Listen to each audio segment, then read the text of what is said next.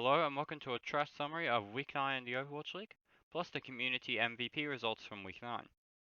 The primary highlights were Dallas picking up their first win of the season against the Los Angeles Valiant, Shanghai moving into the top 6, and Washington have dropped to the bottom 3 from their back-to-back losses this week.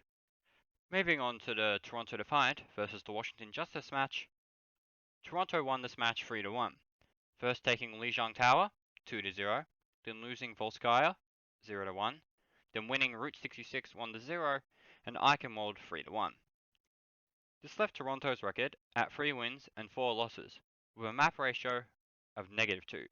This left Toronto 13th at the end of the next day, while Washington were left at 2 wins and 5 losses, with a map ratio of -4, but they again would play the next day against Philadelphia Fusion. Moving on to the community MVP votes, Agility's got the 3 points, with his percentage of 49.2. Shawfall got the 2 points, with his percentage of 47.5. And Karif got the 1 point, with his percentage of 36.1. For Toronto's positive, I put that it's their second straight win. 2 straight wins in the season they're having currently is pretty good for them, in my opinion. So that's a straightforward positive, in my opinion. For the negative, their past 2 wins have been against bottom teams, aka Boston and Washington, so they don't look super convincing just yet. For Washington's positive, I put Tuba, aka Abat, got playtime, and up to this point, he hadn't got much playtime over Stratus, so good on him for actually getting playtime. But their negative is they've lost to a team that they have been compared to in terms of their ranking, which sorta puts them in the bottom 3 right now, which really isn't good for the motivation of this team. Moving on to the Los Angeles Gladiators versus the Dallas Fuel. The Gladiators won this match 3-0, first winning Oasis 2-0, Hanamura 3-2, then finishing up the match quite easily, winning Rialto 2-0. This left the Glad's record at 2 wins and 2 losses, with a map ratio of +1, and this left them 9th at the end of the next day, while Dallas was left at 0 wins and 3 losses, with a map ratio of -7, but they would play again the next day against the Los Angeles Valiant. Moving on to the community MVP votes, OG from the LA Gladiators got the 3 points, with his percentage of 75.4. Birdering got the 2 points, with his percentage of 57.4. And Big Goose got the 1 point, with his percentage of 47.5. For the Glads positive, I put it was a really dominant victory, and that's always good, it helps their map ratio. And I couldn't really find a negative for them, as they just did really well in this match. For Dallas Fuel's positive, I put Harry Hook exists once more because, well, Harry Hook's playing, it's reminiscent of Season 1, just some good old times, but the negative is they got absolutely obliterated, and that is not good for their map ratio as it plummets them down the standings even more. Moving on to the LA Valiant versus the San Francisco Shock. The San Fran Shock won this match 1-3, first winning Nepal 0-2, then they lost Paris 2-1, but then they won Dorado 0-3 and Eichenwald 4-5. This left the Valiant's record at 2 wins and 3 losses, with a map ratio of -4, but they would play again the next day against the Dallas Fuel. But this left the Shock's record at 2 wins and 2 losses, with a map ratio of 0, which left them at 10th at the end of the next day. Moving on to the community MVP votes, Rascal from the Shock will get the 3 points, with his percentage of 65.6. Striker will get the 2 points, with his percentage of 37.3, and Lastro got the 1 point, with his percentage of 31.1. For the Valiant's positive, they still challenged the reigning champions a bit. It wasn't a squash, Valiant was still in it at times, and it wasn't absolute obliteration. But for their negative, was the last win a fluke where they actually beat the Shock? I don't know. Maybe the Shock were off last week, or maybe the Valiant were off this week. We don't know. We'll probably will find out the next time these two play, or when these two start playing more games. For the Shock's positive, I put the win could restore some confidence to players, which is really important in this time of the coronavirus and all the isolation. The players are probably looking for some motivation, and this win can help bring some confidence to them as well. And for the Shock's negative, they don't look to be at their 2019 champion form, which sort of makes them well, it does make them a worse team, and it also means the gap opens for teams to take their spot and take the championship, since the Shock clearly aren't backing it up right now. Moving on to the Shanghai Dragons versus the Hangzhou Spark. Shanghai won the match 3-0, first winning Ilios 2-1, then Paris 2-1, and then Dorado 3-1. This left Shanghai's record at 2 wins and 1 loss, with a map ratio of +3, but they will play again the next day against the Chengdu Hunters. While Hangzhou were left at 1 win and 2 losses, with a map ratio of -3, and they will play again the next day against the Guangzhou Charge.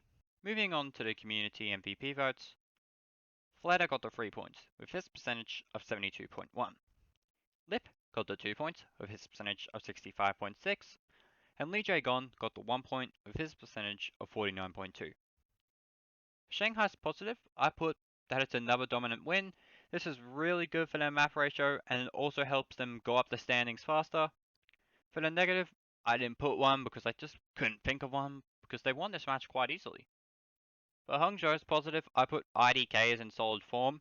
Hell, I think he might have carried this match, and why they didn't lose 2-0 on the 2CP. But the negative is they got obliterated, and that is not only bad for the map ratio, but they're going to be pushed down the standings even further. Moving on to the Chengdu Hunters versus the Guangzhou Charge. Guangzhou barely won this match, taking it 2-3. They first won on Busan 0-2, but then Chengdu won Hanamura 3-2, and Ryoto 3-0. But then Guangzhou came back to win Nimbani 1-2, and Ilios 1-2 to win the match. This left Chengdu's record at 1 win and 2 losses, with a map ratio of +1, but they will play again the next day against the Shanghai Dragons. While for Guangzhou, this left them at 2 wins and 1 loss, with a map ratio of -1, but they would also play again the next day, but it was against the Hangzhou Spark. Moving on to the community MVP votes, Nero would get the 3 points, with his percentage of 67.2. Jinmu will get 2 points, with his percentage of 49.2, and Krong will get 1 point, with his percentage of 29.5. For Chengdu's positive, they are no easy beats. It's obvious that in all their matches, they are definitely a very difficult team to play against, because Chengdu do not like to play meta. They play what they want to play, and they will play it no matter what. Like in this match, and the match against Shanghai the next day, they did dive with Reinhardt D.Va, and that is not a dive composition. But for the negative, they really threw the match away on Ilios. They had basically had it in the bag, but then they went up all the way to Guangzhou's spawn point, lost a third of their team, while 2 of Guangzhou went back to the point and capped it, and then they just kept wasting ults after that point and lost the match. For Guangzhou's positive, it was their second straight win. That's always good to have a win streak going. But for the negative, they have barely won their matches.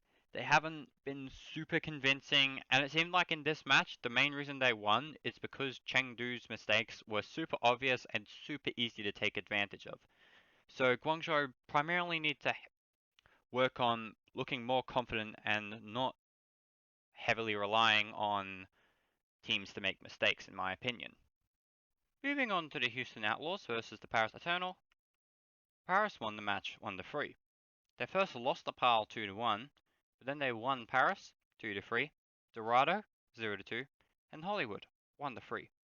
This left Houston's record at 2 wins and 6 losses, with a map ratio of -8, and this has left them 19th at the end of the day. While for Paris, this left them at 5 wins and 2 losses, with a map ratio of +5, and this left them 7th at the end of the day. Moving on to the community MVP votes, Nico got the 3 points, with his percentage of 75.4. FD God got the 2 points, with his percentage of 57.4, and Soon got the 1 point, with his percentage of 45.9. For Houston's positive, I put, they're not as bad as they used to be, and by that, I mean they're not as bad as they used to be at the start of the season, which is always good. But for their negative, I put, they don't look like a play-in team just yet. I personally think they're too inconsistent, but if they can develop more consistency, they might be able to make the play-ins if they're extremely lucky.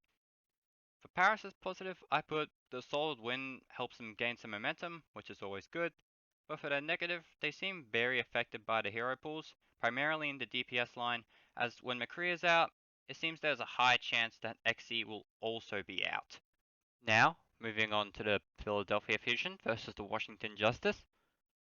Philadelphia won the match 3-0, first winning Busan 2-1, then Volskaya 2-1, and then Route 66 3-2. This left Philadelphia's record at 6 wins and 1 loss, with a map ratio of positive 13, and this has left them third at the end of the day. While for Washington, this has left them at 2 wins and 6 losses, with a map ratio of negative 7, and this has left them 18th at the end of the day. Moving on to the community MVP votes, Carpe got the 3 points with his percentage of 90.2. Hisu got the 2 points with his percentage of 72.1, and Alarm got the 1 point with his percentage of 32.8. For Philadelphia's positive, I put the win pushed them up to third, which means they're in the top 3, which is always good, and I couldn't find a negative for them because this was just all round positive for the Fusion in my opinion. For the Justice's positive, I put they weren't squashed on every map, it was sort of close on every map, but they weren't exactly squashed on every map, so they were a bit competitive. But the negative is, they do not look like a challenge to the top teams whatsoever, which does a lot of damage to the team's motivation, most likely. Moving on to the Dallas Fuel versus the LA Valiant, Dallas won this match 3-2, which also meant it was their first win. They lost Ilios 0-2, but won Volskaya 2-1.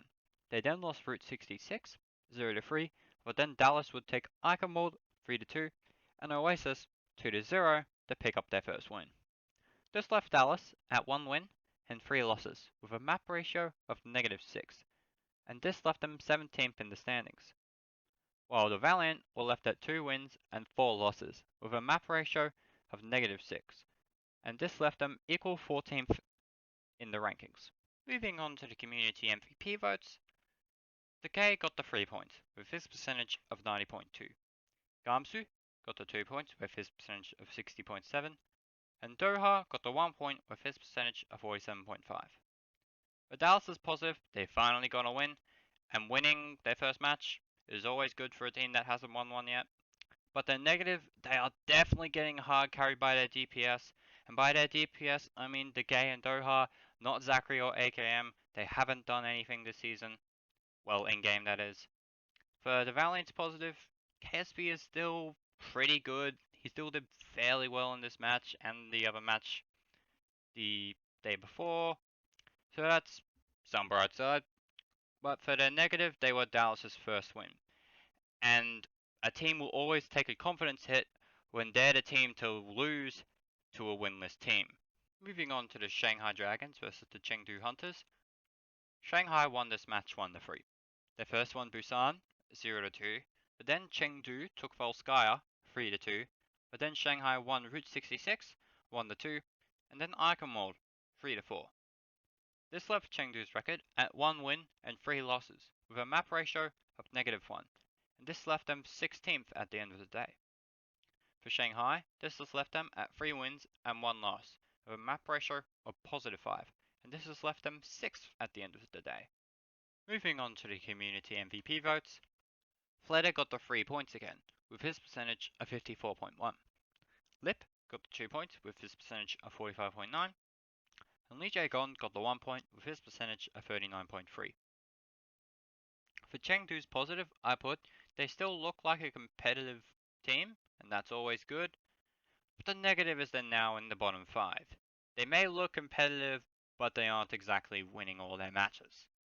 For Shanghai's positive, the win has put them in the top 6, and that's always good because the top 6 is the 6 teams that will get the auto qualifications for playoffs, and I couldn't really think of a negative for them because they did really well in this match. Moving on to the Guangzhou Charge versus the Hangzhou Spark. Hangzhou barely won this match, taking it 2-3. They first won Oasis 1-2, but then Guangzhou won Volskaya 3-2, and Rialto 4-3.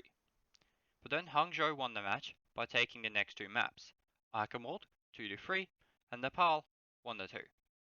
This has left Guangzhou's record at 2 wins and 2 losses, which has left them equal 11th at the end of the day.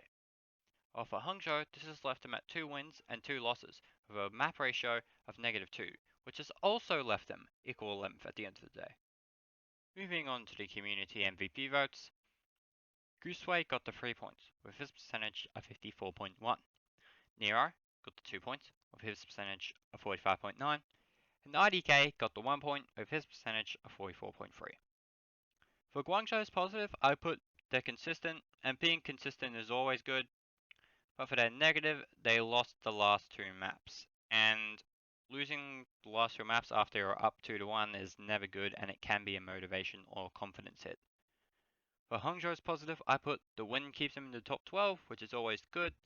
But the negative is their map differential is not very good, as both of their wins have been by 1 map. But one of their losses was a 3-0 map loss against the Shanghai Dragons, so now their map differential is suffering because of that loss and because they're barely winning. Now, moving on to the community MVP vote, where I'll also be talking about the top 10 DPS, support, and tank. And the top 10 players overall, Carpe is first on 18 points. Exi is second on 15 points. Corey is third on 11 points. And then tied in fourth is Hopper, Gluster, Shawfor, and Flatter on 9 points. In 8th is Jinmu on 8 points, and in equal 9th is KSP and Decay on 7 points. For the top 10 DPS, it's a majority the same as the top 10 players overall. First is Carpe on 18 points, second is XC on 15 points, third is Corey on 11 points, tied 4th on 9 points is Glister, Shawfor, and Flatter. In 7th on 8 points is Jinmu, tied in 8th on 7 points is KSP and Decay, and tied in 10th on 6 points is Haxal, Edison, Birdring, Lip, and Nero. For the top 10 tank players, in first is Hotba on 9 points, second is Sato on 6 points, third is OG and Gooseway on 4 points, and tied in 5th, there's Mano, Hanbin, Banar, JMac, McGravy, and Krong, all on 3 points. And for the top 10 support players, in first it's Jonak, Gangnam Jin, Karev, and FD Gord, all on 5 points. Tied in 5th on 4 points is Twilight and Alarm. In 7th is Myeonbong, Jexay, and Lee Jae-gong, all on 2 points. And tied on 1 point, there's Funny Astro, Sanguinar, Aimgod, IDK, Big Goose, and Lasho, and they are all equal 9th. Now, onto the Overwatch League standings. Seoul is still in first, and Vancouver are still in second. Philadelphia are in third, up 1 spot, and New York are in fourth, down 1 spot. Atlanta are still in fifth. Shanghai Dragons are in sixth, up 3 spots from last week, while Paris are down 1 spot to 7th, and London are also down 1 spot to 8th. The Glads have gone up 4 spots to 9th, and the San Fran Shock have gone up 4 spots to 10th. While in 11th, the Guangzhou Charge remain in the same spot, while Hangzhou Spark have gone down 2 spots to 11th. Toronto Defiant have gone up 3 spots to 13th, while in 14th, the Valiant have gone down 3 spots, and the Mayhem have gone up 3 spots. In 16th, it's the Chengdu Hunters, down 8 spots from last week. Dallas Fuel are in 17th, up 3 spots. Then there's Washington in 18th, down 3 spots.